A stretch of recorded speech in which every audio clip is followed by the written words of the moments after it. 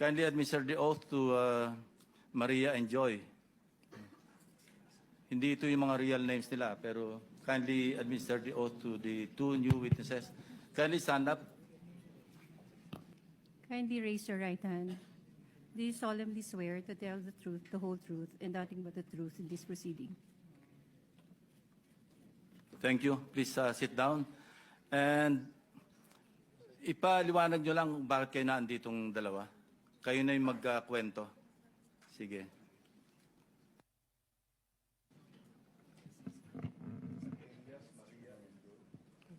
Good afternoon po. We have their real names. Nandiyan naman sa invitation. Thank you. Okay, so we are working for our boss, Rico Ocampo, who was the previous tenant of 30 Tamarind at Forbes Park. 30 Tamarind South Forbes. South Forbes, Yeah. sir. Kayo yung mga staff ni Mr. Rico Ocampo. Kami po, yes po, office staff po ni Yeah. sir. Na siya yung tenant doon sa bahay na naibenta noong April 2023. Go ahead. That is Continue. correct, Your Honor. And then,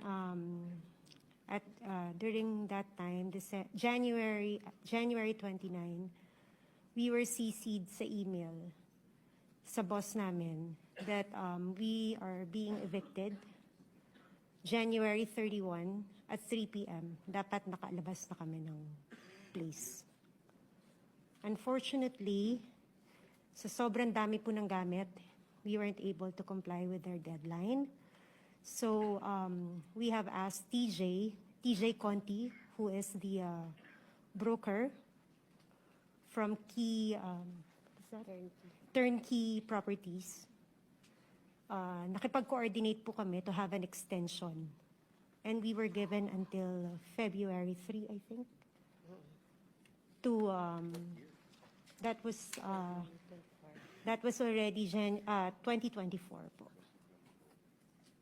And eventually you were evicted. And who informed you that you were being evicted? We were informed by our boss po. It was parang email po ng law firm. And then sinisi po kami ng boss namin for us to be aware that we have to leave the place by January 31, 2024 at 3 p.m. Yeah, I was able to talk to your boss, si Mr. Rico Ocampo. And he made mention na meron kayong nakaharap nung you were forcibly being pushed out of the residence. Nabanggit niya si Carla Discaya. Firm that? That was February 1 po. Yeah. TJ Conti, he introduced us to the contractor, but he didn't mention the name. Yeah. But how did you know that that contractor being referred to by TJ Conti is actually Mr. Discaya? Well, actually, sir, we already mentioned to our boss nung lumabas yung mukha po ni Mr. Discaya.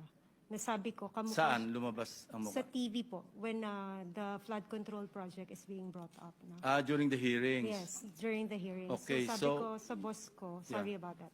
Sabi ko po sa boss ko, tsaka sa colleague ko, tingnan nyo nga, ma'am, tingnan mo pong maigi itong mukha na to. Hindi ba ito yung contractor na pinakilala sa atin ni TJ Conti? And then we both agreed na siya nga. And he was physically there. He was physically there. How long did you talk to Mr. Discaya? It's less than 5 minutes po, pero kasi natandaan namin siya because he was the one manning the people na sinabihan pa na tulungan kami para mapabilis yung pag-move out namin. Kindly narrate the conversation that took place between you and Mr. Discaya at that point in time. Okay. During February 1 po, it was just a short introduction by TJ Conti. He mentioned that he is the contractor. And then February 2, medyo nagtagal po kasi nakiusap na nga kami na we really cannot matanggal lahat ng mga gamit dahil sa sobrang dami. And he also mentioned to us na contractor ako dito eh. Meron din kaming deadline. And then we both asked, baka pwede po namin pakiusapan yung may-ari, yung bagong nakabili ng bahay. And then he also mentioned that si Romualdez ang nakabili. And then after po nun, That's according to Mr. Diskaya. that is according Okay. to the contractors. Now, nandito tayo ngayon sa pagdinig, ano? Kung makikita niyo personal, si Carla Diskaya, makikilala niyo? Yes, Your Honor. Pakituro niyo nga kung nandito siya sa loob ng session hall. Lapitan niyo na lang kung sino dyan sa among the resource persons. Hindi, lapitan mo na lang at hawakan mo na lang sa balikat, hindi magagalit yan. Your Honor, Excuse pwede me, po bang... you will be recognized later. Okay. No? Tuloy lang natin itong proceeding muna. Sige, miss. Pareho kayo na ina-identify nyo na siya mismo yung kaharap ninyo na sinasabing ang may-ari ng bahay, si Speaker Romualdez, at kailangang umalis na kayo? Kindly answer, use the microphone.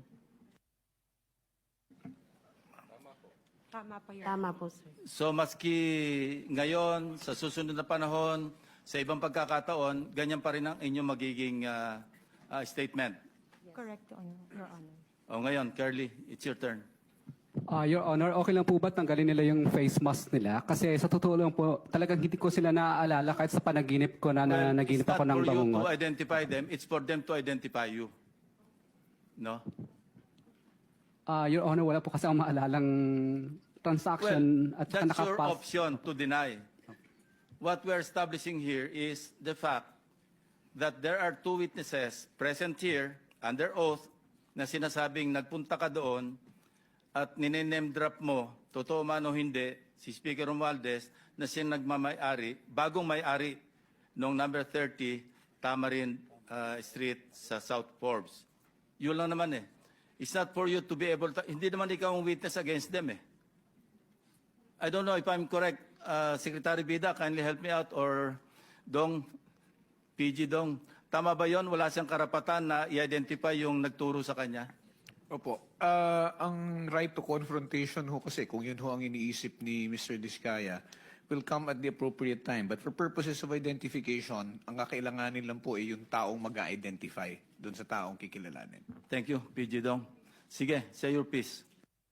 Your Honor, gusto ko po sanang ma-identify po muna yung dalawang nagtuturo sa akin kasi kahit ni minsan po, hindi pa po ako nakakapasok sa South Forbes Park. Hindi ko pa nga alam kung ano mga uri ng mga bahay meron doon. So, malabong-malabo po talaga at wala po akong inuutusan na kahit sinong broker kasi takot po akong bumili sa mga lugar na yun. Ang kaya ko lang bilhin po ng mga lupa sa lugar lang po ng mga Pasig na hindi ganun kamahal ang presyo ng lupa.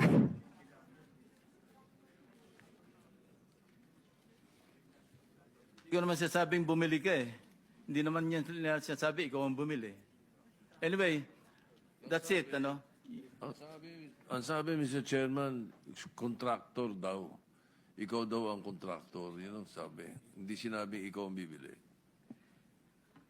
Your Honor, hindi po talaga, hindi pa po kami nakakapasok sa South Forbes Park. Settled na yan. At isang beses. Opo. They pointed to you, they identified you, and you are denying. Period.